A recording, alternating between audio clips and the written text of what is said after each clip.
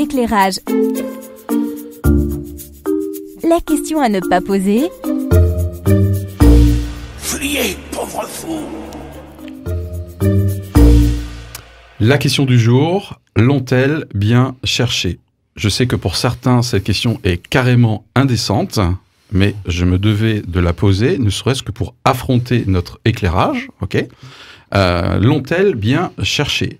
Je dirais que d'un point de vue des autorités algériennes, elles disent qu'en fait, nous, on n'a pas de problème avec l'existence du lieu de culte chrétien en Algérie.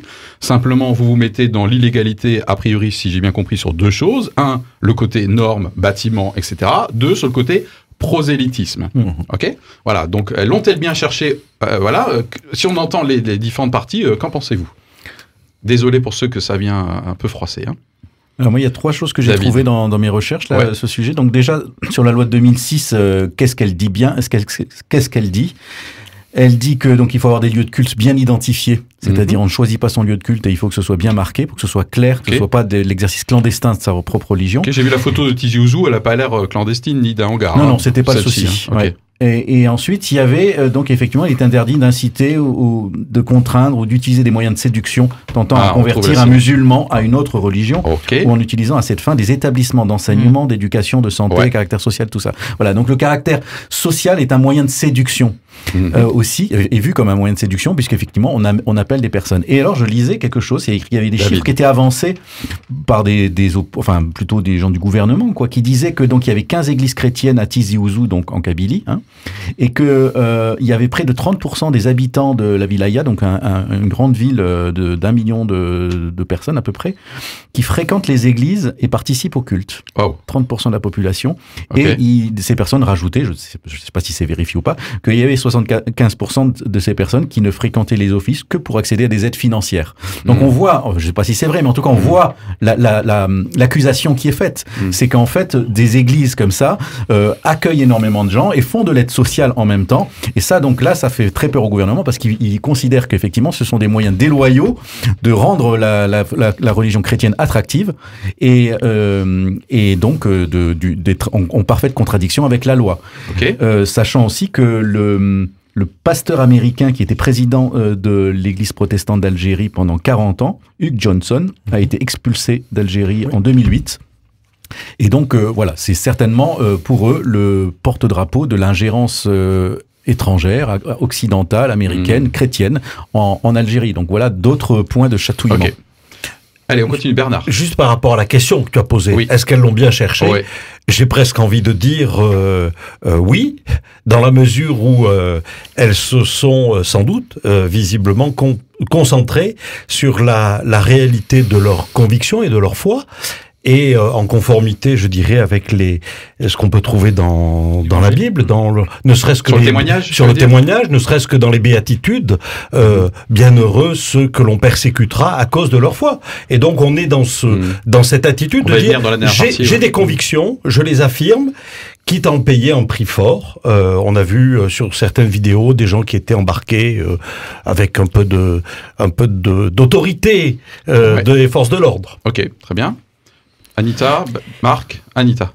L'ont-elles bien cherché? Et on pourrait dire l'ont-ils bien cherché en parlant également des autorités algériennes? Parce que je pense qu'on est sur, en fait, chacun se met actuellement sur le terrain du droit, de la législation, de la réglementation. Vous devez répondre à telle norme, oui, nous voulons bien y répondre, mais vous nous répondez pas à nos courriers, dont nous ne savons pas, nous en sommes.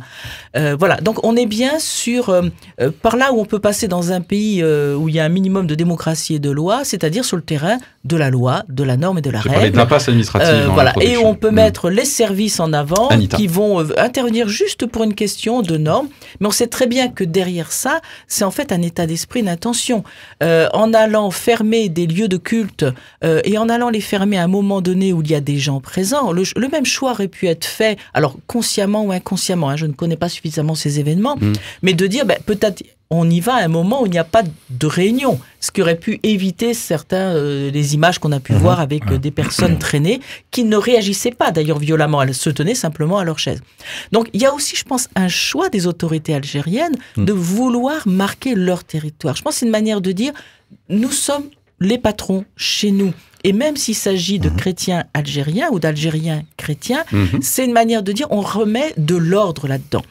Et après, donc pour ça que je dis, ils l'ont cherché aussi. Et quant aux églises, eh ben, je pense qu'elles ont simplement exprimé, manifesté leur foi. Donc, mais à partir du moment où elles font partie d'une minorité et qu'elles commencent à conquérir de nouvelles personnes, ça peut être en soi estimé comme étant déjà presque un acte d'attaque, alors que c'est pas du tout l'intention. Okay. Voilà, pacifiquement, on attaque, entre guillemets. Marc. L'ont-elles bien cherché? Je voudrais apporter un éclairage un peu nouveau, c'est-à-dire que il me semble que derrière cette question-là, il y a bien sûr le rapport de l'islam et de la religion chrétienne, mais il y a aussi à l'intérieur de la religion chrétienne des différences, des lames de fond, et je vais faire un parallèle qui peut paraître surprenant avec le synode sur l'Amazonie qui vient de se terminer à Rome, au Vatican, où en toile de fond, il y avait quand même de se dire cette région énorme qu'est l'Amazonie est de plus en plus, en termes de foi, imprégnée par les églises évangéliques. Et derrière, il y a une certaine peur des catholiques de se dire, mais qu'est-ce que ça veut dire? Est-ce qu'on n'est plus capable, nous catholiques, d'annoncer la foi en Jésus-Christ? Est-ce que demain, ce ne sont plus que les évangéliques qui seront les porteurs de cela? Derrière, qu'est-ce que je veux dire? C'est que l'Algérie, elle a ces églises traditionnelles, catholiques et protestantes, ancrées, qui ne sont pas fermées, en lien avec la période de colonisation. Il ne faut pas non plus l'oublier en tant que tel. La Kabylie, c'est avant la colonisation, la présence chrétienne. Oui, non, mais derrière, c'est de se dire il y a une tradition. Et là, on voit bien qu'avec les églises évangéliques, on passe à un autre mode de pensée, de fonctionnement, d'expression de la foi. Je crois que derrière, c'est quelque chose qui traverse le christianisme. Quand on parle des chrétiens, on parle de christianisme, un christianisme qui se vit de différentes manières aujourd'hui et qui imprègne la société aussi de manière différente. Bernard, juste en écho à ce que vient de dire Marc, par rapport à cette présence des courants évangéliques, et en particulier en Amazonie, c'est sûr que si l'on se projette dans un scénario, je dirais, jusqu'au boutiste, où la présence évangélique pourrait prendre le dessus en Algérie, les autorités algériennes peuvent s'inquiéter quand elles regardent ce qui se passe aux États-Unis ou au Brésil, avec des présidents qui revendiquent une foi évangélique bien marquée.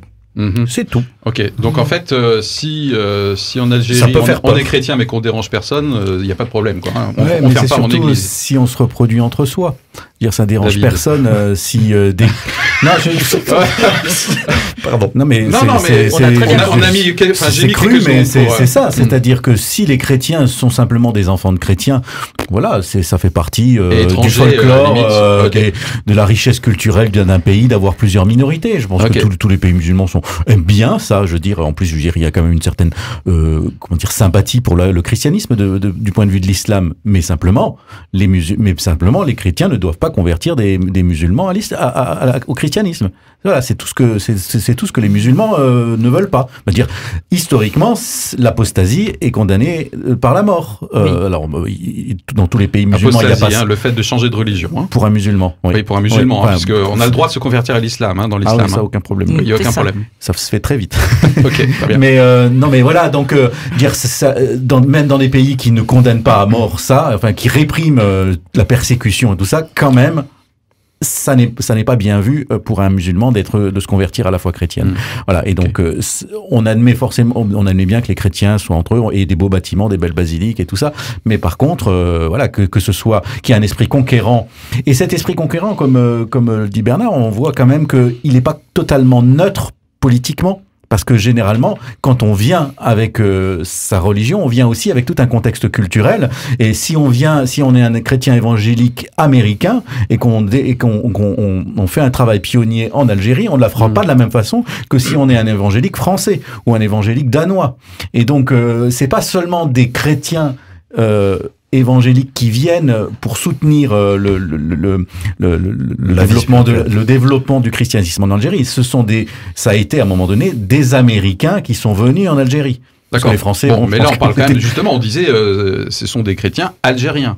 qui constituent ces églises. Et justement, oui, d'accord, mais il y a quand même eu un soutien de pionniers, d'évangélisateurs étrangers, et en particulier américains. Et je pense que c'est quand même quelque chose qui nous gêne particulièrement, qu'une population évolue d'elle-même et revienne à des mouvements de piété et se développe. Je pense que c'est déjà un peu difficile à vivre dans son pays, mais ça passe. Mais si on a l'impression qu'il y a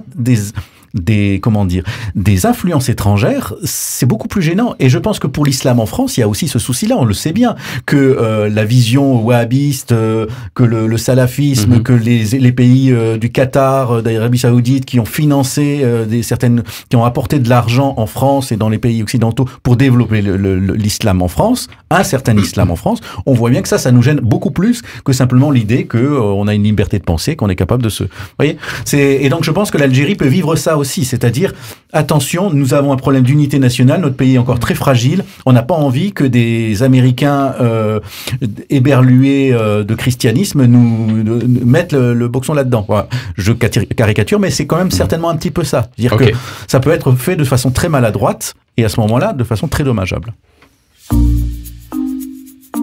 Éclairage, plein phare et contre-jour.